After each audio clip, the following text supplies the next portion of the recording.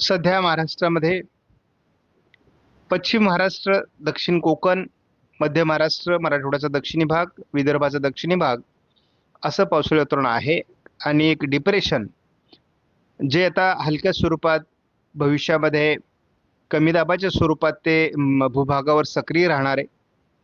त्यामुळे दक्षिण कोकणात आणि पश्चिम महाराष्ट्र, मध्य महाराष्ट्र, उत्तर महाराष्ट्र देखील मोठं पावसाळी क्षेत्र आपल्याला 26 तारखेला बघायला मिळू शकतं. यामध्ये बहुतांश जिल्ह्यांचा समावेश आहे. 27 तारखेलाही हे क्षेत्र कायम राहणार आहे, कारण अरबी समुद्रातून मिळत असलेलं बाष्प आणि ही चक्राकार स्थिती असा एकूण त्याचा प्रभाव आपण बघतो. त्यामुळे महाराष्ट्रात 27 तारखेलाही पावसाचा अंदाज आपण कायम ठेवलेला आहे. 28 तारखेलाही